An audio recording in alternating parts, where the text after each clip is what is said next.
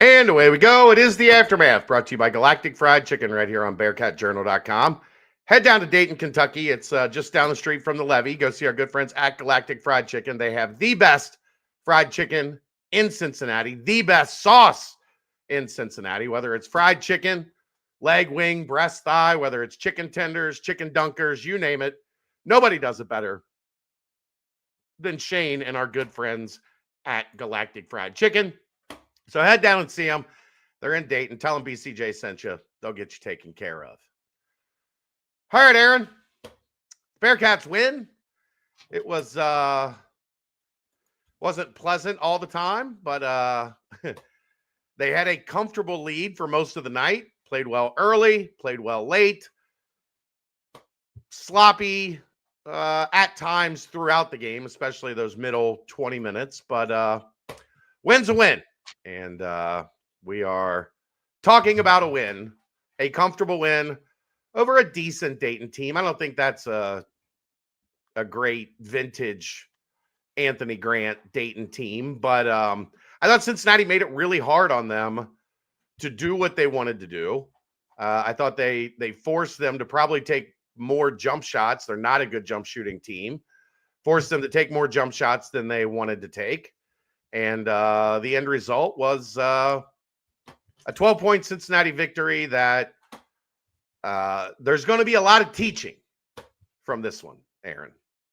That's the best way I can put it. There are going to be a lot of teaching moments that come from this one. Yeah, you brought up good early, good late. 25 points in the first 10 minutes. It was 23 points in the next 20 minutes. 26 points in the last 10 minutes. That's the equation it took to win this one. Sloppy game. 24 turnovers is absurd. It's a lot of turnovers.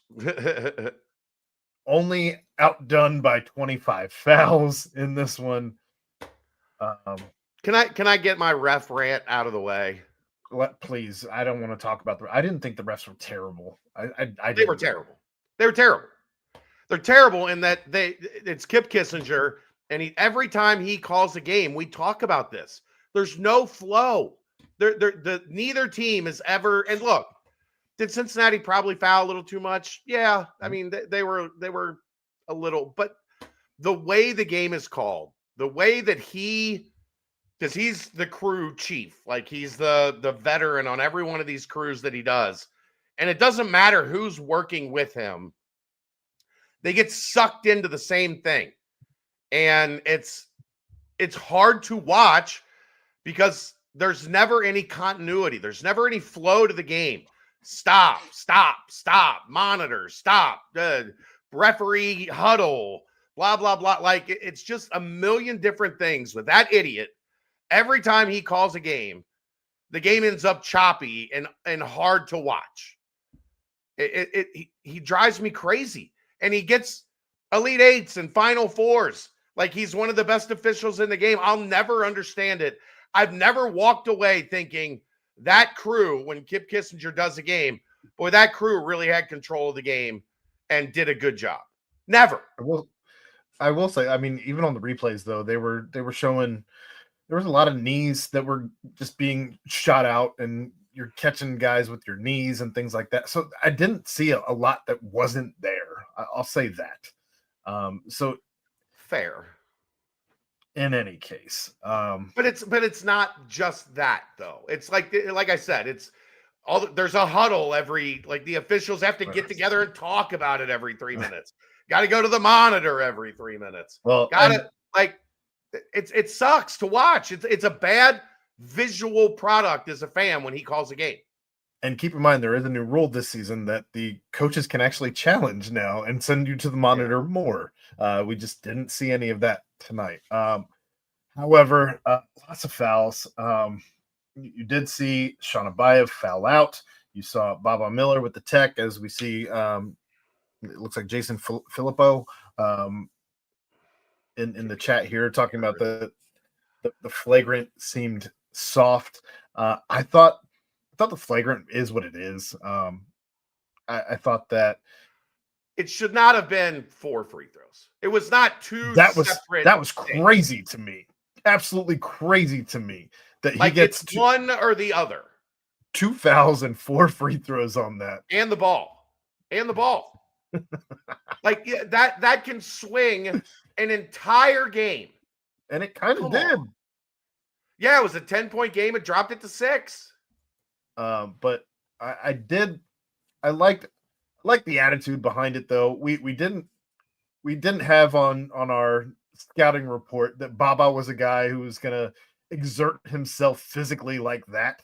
And he's kind of doing that, whether at the rim or just taking the guy's head and the ball and not letting go of either. I mean, what is he? What's the right thing to do there in that situation? You've wrapped him up. Mm-hmm. You just let go. Like, what if he falls flat on his ass after? Like, that's also going to be called a flagrant. Well, I thought that guy was. I thought he was pesky all night anyway. Durkak. I didn't care much for that guy. He was the same guy who actually dives into Buck Harris there at the end, and he has to immediately go to the bench and have his knee checked out by Bob Mangine. And they didn't call a foul on that because we called everything else all night, but not that one on old Durkak. I think the fan base, he was number 4, right? Yeah. He was number 4. I think the student section at that point in time called him a bitch. I think you could hear it from the telecast. Four's a bitch. Clap, clap, clap, clap, clap. Pretty loud. Yep. And he kind of played like that. Like he earned that one. He did. He wore it. But apparently he had the same guy who had success against the Bearcats 2 years ago, as Terry Nelson pointed out. But I don't know. I thought that this was something that when you have that many turnovers, that many fouls, I didn't think, as I'm watching it, I didn't think that that's a game that last season you win. I think that would have been insurmountable for last year's team. I also think, Aaron, they get those 2 and 1s and they cut it all the way down to 2. I don't know that last year's team bounces back from that. And this team took it on the chin and immediately answered with the 12-2 run. And just as quick as it got back to 2, like there never felt like there was any game pressure from that because it was back to 12 in the blink of an eye, including my favorite play of the night. Which was? You know what my favorite play of the night was? I don't. Fast break, kick to Tyler McKinley, who's got 2 defenders at the rim. And instead of catching it, turning and trying to force something up, catches it, gathers, kick out to Day, wide open 3, bang, and the momentum shifted directly back to Cincinnati. That was right before the lob to Baba. Okay. I'm glad you brought that play up because I was going to bring up that was the turning point of the game, I think. In the second that was my favorite play of the night. As Day hits that 3, and then Cincinnati kind of cruises from that point. Yeah, I mean, just unselfish, smart, heady basketball play from Tyler McKinley there, from a freshman that generally freshmen think, I'm going to take this thing, I'm getting this thing to the rim. We're getting it up on the rim. No, just caught it, calm, cool, collected. Great pass to Day, hit him right in the shooting pocket, rises up, bangs the 3. Then Kerr comes down, throws the lob to Baba, and all the momentum was instantly back in Cincinnati's corner. So really, what did we talk about? That is the difference from how they built this team. We don't know that it's going to last, but that is the difference in how they built this team from the team a year ago. That team a year ago would have went into a shell when Dayton made that run and got it all the way down to 2. And you likely would have been talking about, Aaron, a back and forth game the rest of the night. And instead, they make a couple smart, tough, winning plays that results in pushing it back to 12, and Dayton never really threatened again. That's to me the difference in these two rosters. Yeah, it was. I mean, you talk about that. They brought up on the telecast that Cincinnati Wes Miller wants to run an offense that they shoot the ball in 10 seconds or less, which, I mean, truthfully, to layman, it looks like street ball. But you get a shot up in 10 seconds or less, and you allow yourself an opportunity to A, make points, B, get rebounds, and C, really just wear the other team out. We saw great minutes from your guys coming in on those rotations. I know I've been a guy who's not been quiet about being upset with Wes Miller and his hockey rotations, as I like to refer to them as. But I thought that you're seeing now that he has the depth on the roster that isn't a fall off like it has been on previous teams, or maybe just even the roster as a whole not being elevated to where it currently is.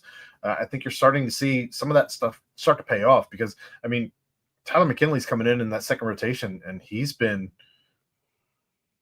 lights out. I thought tonight was his best game. Every game he's gotten better, and he's been great.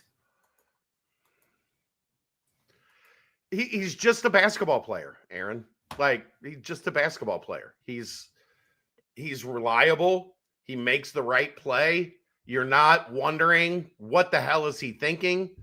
Far more often than not, like it just feels like when Tyler's involved in a play, setting a screen, dribble handoff, catching a ball on the fast break, getting a rebound and throwing an outlet pass. Like, you're not holding your breath that something crazy is going to happen.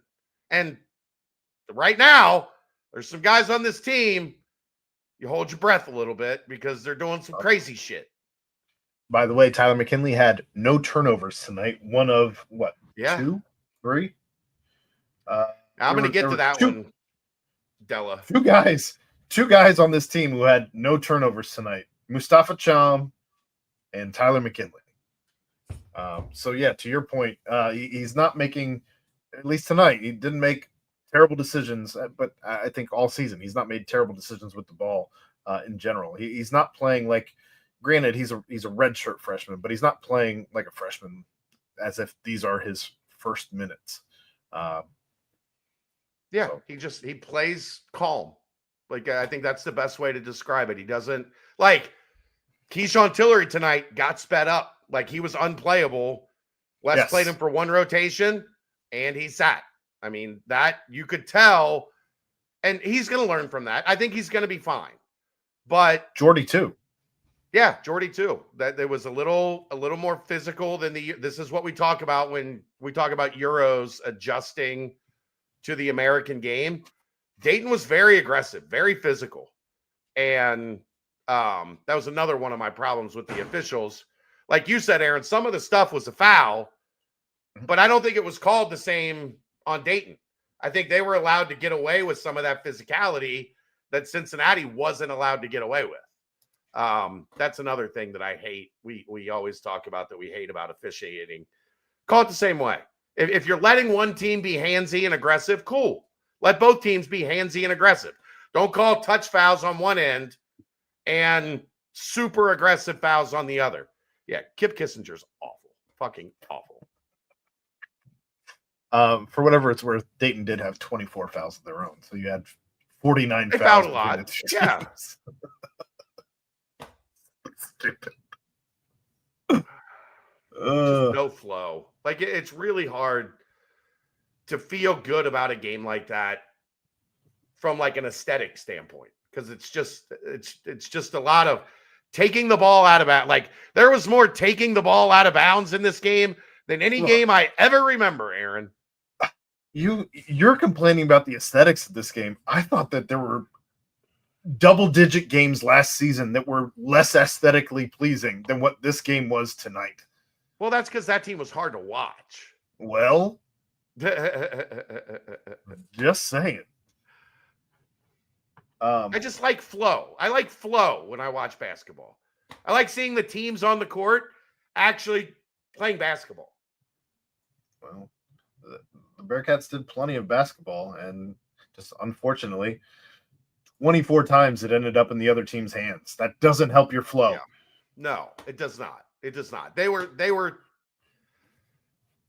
I joked about this walking out to the car. I was talking to a staffer that's been around in the Linder Center for a long time, and Mick would have had an aneurysm. One hand, one foot, like jumping up in the air and just whizzing the ball into nothingness, trying to fit a ball through three defenders that are all looking at the ball. Like, you're not surprising anyone. They're all looking at the ball. Mick would have been driving the 275 loop tonight. Yeah. Yeah. It was, and Les pointed it out after the game. I disagree with them to an extent.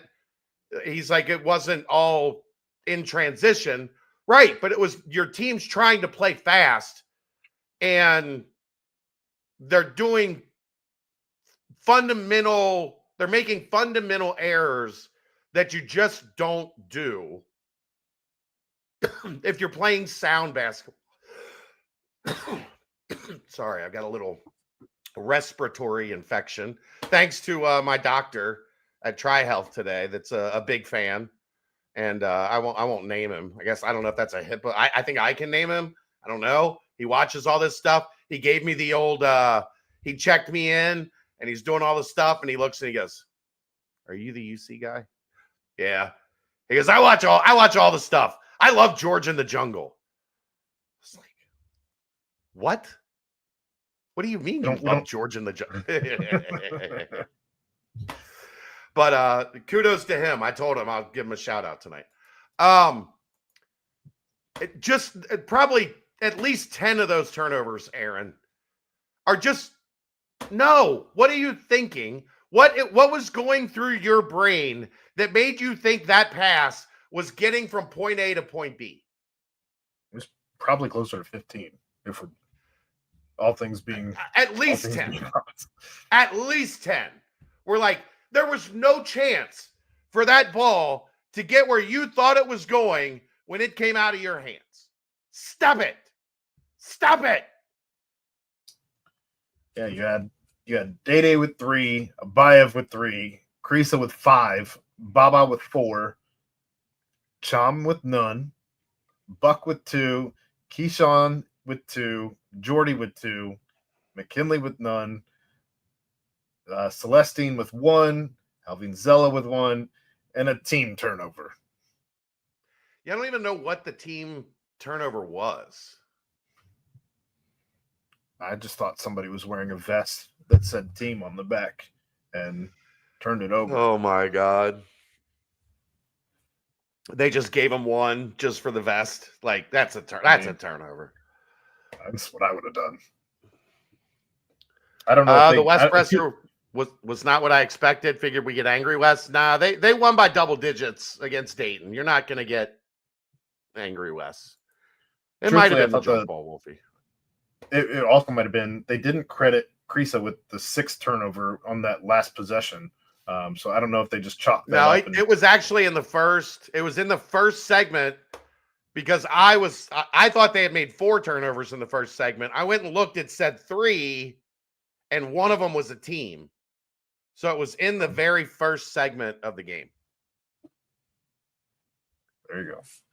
I want to get to this too. Dayton might have been 2 of 26 from 3, but I felt UC was doing a good job of contesting their shots. They're not a great shooting team. I thought UC did a really good job. Wes mentioned this in the post game as well. They're a driving team. They want to play downhill. They got a lot of guys that attack off the bounce. I thought UC did a good job cutting them off and making them kick and kind of settle for threes. That more so like a scouting report. You're okay with giving up these shots. You don't want them to get these shots. You're okay with them getting these shots.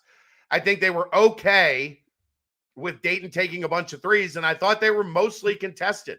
Like there are games, Aaron, we sit here and we talk about, look, that team didn't make a bunch of threes, but they were open all night and missed. I didn't feel like Dayton was open all night taking good threes and just couldn't put them in. I mean, they certainly had a hand. I mean, yeah, but they took 26 threes. There's going to be a couple. Right. I don't know. I mean, 2 of 26 is horrendous. If Cincinnati ever goes 2 of 26 from 3, I think we're all going to collectively blow a gasket. That said, I didn't get to watch much of the presser as I had to do George in the Jungle. So I had watched maybe the first 3 minutes. But I thought the story that Kerr Kriisa talked about with Day Thomas working out into a full sweat 2 hours before the game. And he said, "Oh, are you trying to put up 30 tonight?" And he says, "No, I have to guard Bennett." And Bennett ends up going 3 of 15, 1 of 10 from 3. I think the proof is in the pudding right there. I mean, you did force him. Just say you forced him into an uncomfortable night, clearly. I think he blocked one too in the corner, didn't he? Right? He did. Yes. So he was all over him.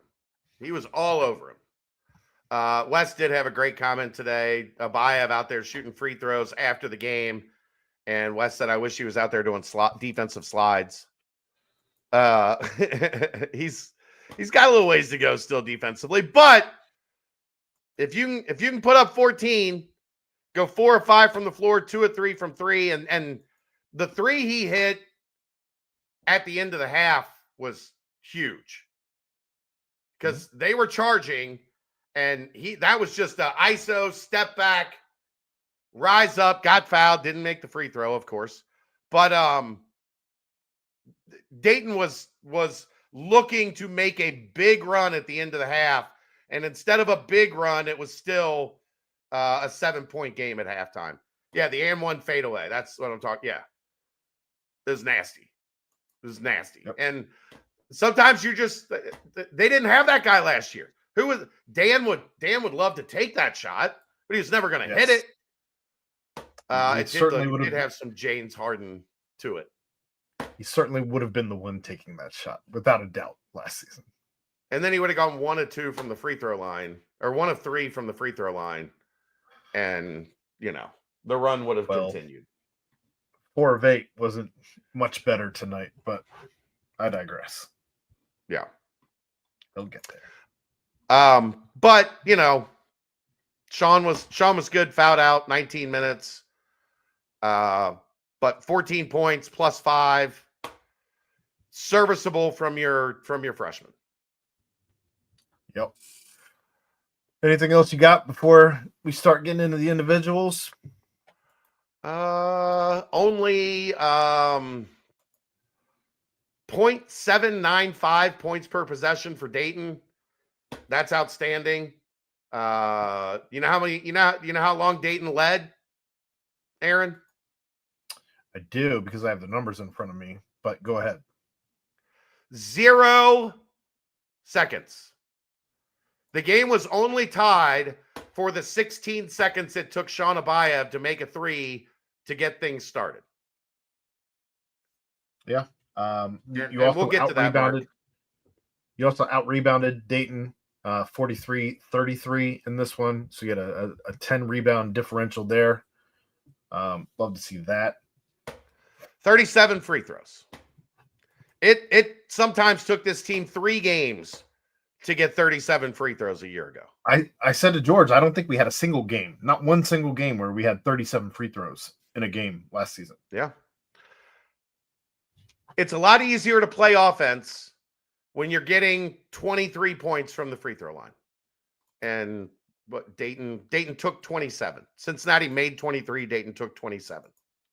Just imagine if you were shooting 75% from the line, though, instead of 62. Well, the guys you want taking them, Day 12 for 12, Harris 6 for 8. That's it. Abaev 4 for 8. He's better than that from the line. He's got to be better than that. But Miller and Chom, those two guys they're not terrible free throw shooters. They're not terrible free throw shooters. They're shooting like terrible free throw shooters right now. They're shooting like Bearcats. They're bringing the FT to Bearcat free throw shooting. I don't know. That was awful. I was trying to come up with something. Moving on. Yeah. Oh, you are so right, Thrifty. If they were shooting 75%, it wouldn't be the Bearcats. At least not any that we remember. All right. Let's get into it. Let's do it. And maybe the quietest 20-point that I can remember, largely due in part to 12 of 12 from the line. Yeah. But Day Thomas leads all Bearcats with 20 points, 3 of 6 from the field, 2 of 3 from 3, 12 of 12 from the stripe, 1 offensive, 2 defensive, giving him 3 rebounds, 4 assists, 3 fouls, 3 turnovers, 1 block, no steals, 32 minutes played, leading all Bearcats, plus 11 for Day. Played like a leader. That one. Absolutely. Played like I talked a lot about Day in this offseason. I think he's going to end up being night over night the leading scorer for this team. Tonight was a great example of why. Hit some open threes when you needed him to. Took control of the ball, got to the free throw line, calmed down a couple attempts that Dayton was making to make this a highly contested game. That's what you need from your veteran guard, your veteran leader. And that's exactly what Day was tonight. And he was an absolute dog on defense guarding Bennett. Just a dog. In a game that emotions ran high at times as well, because you see it every night from Buck. You saw it from Kriisa. You saw it from Baba, which was a little uncharacteristic of him. Kriisa too. Correct. But he was a guy who I felt like just kind of calmed the storm for the emotions that were running a bit high at times. So you keep doing you, Day. We like it. We like it here. Moving on, Shon Abaev, you already kind of ran through the line, but I'll repeat it as we do during this exercise. But 14 points, 4 or 5 from the field, 2 of 3 from 3, 4 of 8 from the line, 3 rebounds, all defensive, 5 fouls. He fouls out in this one, 3 turnovers, 19 minutes played, plus 5. The 3 to start the game, man. Like just to come out and splash the first one on a good, clean look. Bang. It relaxes everybody, right? Like when you go, I think this was the situation the other night. When you go that first 2-3 minutes of the game and nobody can find that first one, I think guys start pressing a little bit, start getting a little tight. When a guy comes out and just bangs the first one, all right, you're off to the races. Get it back, come down. Somebody, I think Kerr hits another one. And all of a sudden, it's 10-4 at the first media timeout, and you're feeling pretty good about yourself. So I thought it was important for Shon, especially freshman, early, first big game that he's played in Fifth Third Arena. He comes out with no fear, splashes that first 3, then hits the one before the end of the half to stem the tide a little bit. As a really good showing offensively from the freshman. The 5 fouls, he's got the turnovers. He's got plenty to learn from, but sure. The natural ability, Aaron, is in there. 18, 4, and 14 are his first 3 games as a Bearcat. He's averaging 12 now per game. I really enjoy watching. I don't know that I've said this about anybody since maybe David DeJulius. I just really enjoy watching him get in ISO. And just kind of cooking people. Yeah. He's just he's not afraid to get down, get low, and more often than not, he's going to either take it to the hole or splash a 3, and it's a lot of fun to watch when he gets an ISO. Shon's definitely a freshman, but he's a really good freshman. I would agree with that. He is that. Moving on to Kerr Kriisa. 9 points in this one, 3 of 7, all threes. No free throws, 3 defensive rebounds, 8 assists, leading all Bearcats, 3 fouls, 5 turnovers, leading all Bearcats, 31 minutes played, plus 12. I don't think Kerr Kriisa shoots enough. I think Kerr Kriisa does a good job taking open shots, taking rhythm open shots. I understand where you're coming from and that I'd maybe like to see him try to squeeze one or two more off a game. Well, there was about 2 or 3 times where he was wide open, and instead he makes an extra pass or an errant pass, and it either ends up not being not being Bearcat points or a turnover or whatever the case may be. But I just thought that there was a couple times where he could have just taken the wide open 3 instead of making the pass. Some of those turnovers were a couple of them were no look passes that looked like he probably should have looked where he was passing. But I think that's just 8 part assists. Part of growing. All part of growing as a team. If Kerr's making 2 turnovers a game of that variety, and he only has 2 or 3 turnovers for the game, I can live with it. He's got the ball in his hands a lot. He's being asked to be the facilitator of this team. When he's doing smart things, he's the best passer on this team. 5 is too many. And there were 2 or 3 that he knows. You've been playing college basketball since the Clinton administration. Like, you know better than to throw a couple of those cross-court passes through 3 defenders that had no chance to get to the guy that he was throwing it to. Those have to go. Some of the stuff with him, you're going to have to live with, but you're going to look and go, well, Kerr had 3 turnovers. Oh, yeah, it's 7 assists. Like, okay, I can live with it. 8 to 5, that's not I don't like that ratio. I'm not a fan of that ratio. One of his fouls was actually garbage. It should have been a charging foul. I don't know how it wasn't a charging foul. There were 3 of those tonight that the Dayton player just bowled over. I think Cincinnati got it called once, and Kip Kissinger and his merry band of fuckheads just decided we're not calling that anymore. I hate that guy. Couldn't tell. All right, who are we going to next here? We're going to go Bob Miller. 8 points, 4 of 9 from the field, 0 for 2 from 3, 0 for 4 from the line, 1 offensive, 9 defensive, giving him 10 rebounds, 1 assist, 4 fouls, including that tech, 4 turnovers, 2 blocks, a steal, 31 minutes played, plus 14, leading all Bearcats. 2 points away from a double-double for his 3rd straight double-double, if he had been able to get it. Even though he didn't score for the first 31 minutes of the game. Crazy. And still almost got a double-double. I mean, Dayton had a good plan for him. You could tell I think you could tell Anthony Grant had game planned for him before.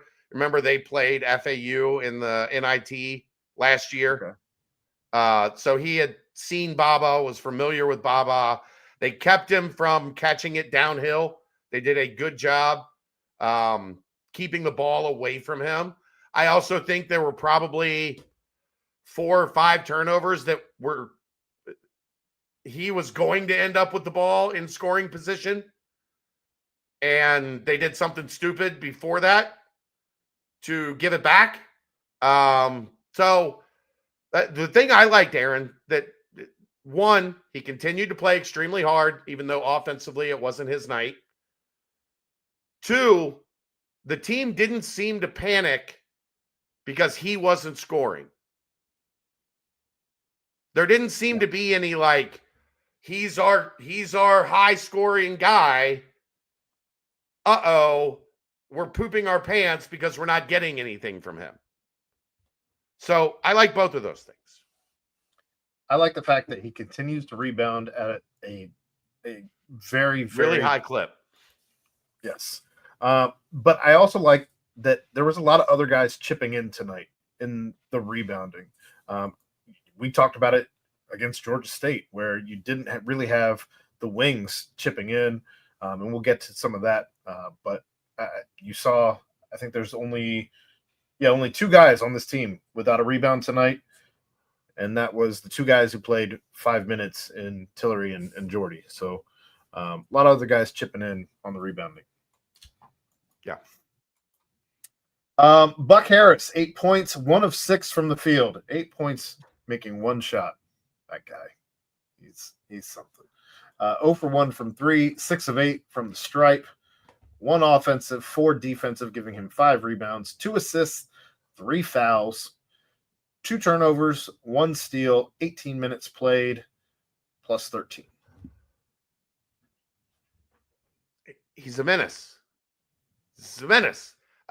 He wasn't as good finishing at the rim tonight as he had been in a couple of the other games. This is, again, as the competition ramps up, he's going to have to prove there's a reason he's like a 6-point-a-game scorer through his career. He's not exactly a dude that can just absorb contact. When he gets contacted while in the air, he looks like one of those clay pigeons that you shoot at for target practice. He goes flying. There's been probably, I don't know, at least 5 times since we've been doing shows together, Chad, where you have done the actual animation of a guy going up and doing the circus shot and all of that. And I replayed in my mind from time to time, and I laughed by myself, which is fine. But he does it, and I'm not freaking out that he's doing these circus shots because they go in. The one he made was a circus shot, and it's just like, how the hell did you even pull that off? And he gets fouled a ton. A ton. Like, I'll take it. Pretty much every time he goes to the hoop, he's getting fouled, flying somewhere on the baseline and ending up at the line. So it's a lot of fun watching Buck Harris drive. He's reckless abandon is how he drives to the rim. Just reckless abandon. When he makes up his mind, he's going, and there's probably going to be some type of collision. And there's at least Buck and usually 1 or 2 other people are going to end up on the floor as a result. Was his knee okay? I didn't get to watch the presser after that first 3 minutes. Was it discussed at all, or it wasn't discussed at all? Okay. I think this is. Remember how? Fingers crossed. I'm gonna knock on wood before I say this. Remember how every game Brian Wright at the beginning of the Luke Fickell era would look like he was dead on the field. Like the dude from the last Boy Scout came out and shot him during the play. And then 2 snaps later, he's back at middle linebacker calling out the defense. Oh my God. I get the feeling we're gonna get that from Buck quite a bit, and probably much like B. Wright, probably because at that specific moment, he's in a lot of pain. But he's a crazy person, and his pain tolerance apparently is really high because he's like survived into his 3rd year of college basketball. But he bounces back, and back at it he goes. He's like Wolverine out there, just getting injured and just healing himself. He respawns. he goes, walks in the tunnel with Bob, and he respawns and comes back out. Unreal. I love it. All right. Moving on. Jalen Celestine, 6 points, 2 of 5 from the field, 2 of 3 from 3, 0 for 1 from the line, 6 rebounds for that guy. We wanted somebody at the wing to chip in, 6 rebounds for Celestine. Make a couple threes, get some rebounds. Like, that's all I need him to do. 2 fouls, 1 turnover, 1 steal, 18 minutes played, plus 8. So Thrifty wants Buck Harris to be Rashad Bishop, who for some of you that haven't heard that story, You know, like the team comes out with 30 minutes and does like a layup line, and then they go back into the locker room at like 15 minutes, and then they come back out with 3 minutes to like start the game. Rashad Bishop used to go rip a Newport, and that door right outside where you see his locker room is in that window. Selling him out. Oh, I mean, they wouldn't sit in his seat because the sweat smelled like Hennessy when he would check back into a game. But one of my favorite Bearcats of all time, top 3 all-time Bearcat for me, Rashad Bishop. All right, I love that. Anything else about Celestine? Oh, make a couple threes, play Good. decent, acceptable, serviceable defense, and get some rebounds. That's all I need that man to do. He did his job tonight. You did do that. Mustafa Cham, 5 points, 2 of 4 from the field, 1 of 4 from the line, 7 rebounds, all defensive, 1 foul, 4 blocks, 1 steal, 25 minutes played, plus 12. Just style of play was not going to be a game you were trying to establish him in the paint. It was a lot of up and down. Again, a lot of turnovers also in the half court as they're trying to get their offense going. So not surprising he didn't get a lot of attempts. But I did see a couple times. I like his touch. I like his touch where he's just able to get up over the defense and get it softly on the rim. I was happy that I didn't feel like Cham was forcing anything up tonight as I felt like he was against Georgia State. Where he was rushing it. When we talked about it, he was just catching it. He had predetermined on the catch that he was throwing it at the rim. That's not good for him. I thought he played well within the flow and I agree. just took what was given to him. 4 blocks. He did look a little gassed at times. I don't know if he's ready for this 10 seconds or less offense, but he's a big, so it comes with all of that. Moving on, Tyler McKinley, 4 points, 2 of 2 from the field, 2 offensive, 1 defensive, giving him 3 rebounds, 1 assist, 4 fouls, 13 minutes played, plus 3. Go out there and be an asset, right? You're gonna probably get 15, 17 minutes a game at this point in time in the season. Opportunity to earn more as the season goes along. But in those 2 stretches in each half where you're put on the floor, go be an asset. And he's more than capable of doing that.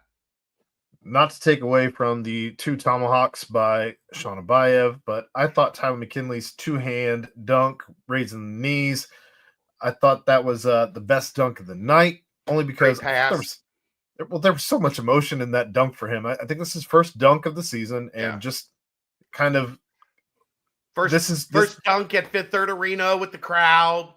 This is for all of the hard work that it took for me to get through what was last season and this stupid knee injury. And I just felt like there was a lot of emotion in that dunk, and I thought it was a great moment for the young kid. It's also something he's probably been dreaming of since he picked up a basketball. I mean, he shook the rim. I thought I thought that he was going to get teed up for hanging too long. I was a little nervous for that. I would have been worth it. Would have taken it. Wouldn't have been 4 extra free throws. Bullshit. All right. Moving on. We'll go by plus minus. Helvin Zella sees some minutes in this one. He has nothing, no shots attempted, 1 defensive rebound, 1 turnover, 2 minutes played, -2. Yeah. He got in.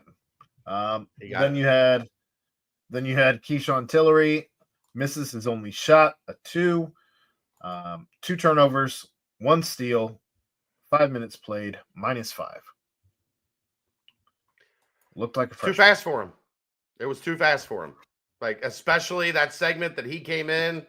Dayton had the pressure ramped up at that point in time. He was not ready for it. He was dribbling out in front of himself, like begging somebody to come in. Like he was trying to like pass ahead to himself, like that was going to break the press. Like if I like a guy in soccer that like kicks it 20 yards ahead because he knows he's faster than everybody, and then just sprints after it. Felt like that's what Keyshawn was trying to do with his dribble. That's not good in basketball. There's not enough space in basketball to dribble like that. He just looked like a freshman playing in a game that he was not ready for. Him. It was too fast for him. And I thought the game was too physical for Jordy. And moving on to Jordy, he had no shots as well, 2 turnovers, 5 minutes played, -11. His only stats on our little stat sheet here was just 2 turnovers. I was mad too because I think he made like 23s in a row in warmups. So I was like, "Ooh, maybe Jordy's feeling it today. Maybe we're gonna see him splash a couple threes today." The physicality was too much for him. He was also not ready for this game. Nope. And that's the freshman. That's why Tyler and Shon feel like like an outlier, right? Because it feels like they're ready for these moments a lot more than Jordy and Keyshawn are right now. Well, and Tyler's got an advantage. He was here for a season. He's broken down, but he hasn't played in any games. Correct. And he didn't practice for a year. You're talking about practice. Practice. It's not a game. Not a game. He didn't play a game or practice. He didn't do either, Aaron. He didn't do either. But no, like I said, he's just ahead of the curve a little bit. But yeah, those 2 guys just played like freshmen. They did, and that's going to happen at times. But they get a win. It wasn't pretty, but you were favored by 6. You won by 12.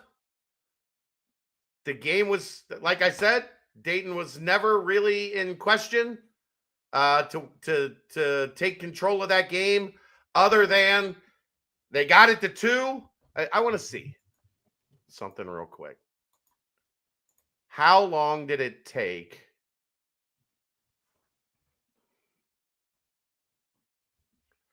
It got to 2 with 9:32 left in the game, and it was at 12 with 7:34. So in 2 minutes, Aaron, that game turned on a dime. It went from 2 to 6 in 26 seconds. And then to 9 in just over a minute. So that's great. Bang, bang, bang. And Dayton really didn't ever threaten. So there's not much more you can ask for. You never trailed. The game was tied for 16 seconds. It was the first 16 seconds of the game. Was it? Are they going to hang it in the Louvre? No. Now, that's how you finish in under 2 minutes. We're not talking about the Louisville game for another week and a half, Thrifty. For reference, I will say, as close as the scores were, 74-62 in this one, 74-64 against Georgia State, these 2 games were so different and did not feel at all the same. No. Realistically, this is a game UC should have won by 25 if they weren't so sloppy. Just protect the ball. Yeah, take care of the ball. I mean, outside of they had a bad stretch to start the first half from the floor. But I mean, other than that, they shot 47% from three, 47% from the floor. Like I'll take that pretty much anytime. Yeah, that's kind of what I was just getting at without doing the math.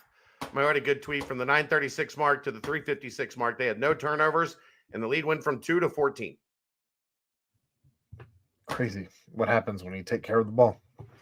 Yeah. The refs gave 6 points to Baba Falenti. Yeah. Yeah. So there you go. The first of these 5 tests. We've been talking about the 5 tests that this team has gotten the non-conference. The first one's down, and the Bearcats win by 12. On to the second. Well, we got a game Sunday, and then a week to get ready for Louisville, who looks really good. That might be a long night at the dump downtown, whatever that thing's called, the Heritage Bank Center, whatever it is. No, I thought they were calling it the RC Coliseum. The RC Coliseum. Yeah. Blech. I think I'm gonna sneak drinks in my backpack. Like just regular soft drinks, like a Dew or a Dr. Pepper. Or you think they'll kick me out if I've got like contraband? I've got illegal contraband. Go back to the doctor who watches our shows and get a note. For Dr. Pepper. I'm allowed. This is prescribed. That's the aftermath. Brought to you by Galactic Fried Chicken. Live from the Cincinnati Studios. Right here on BearcatJournal.com. See ya.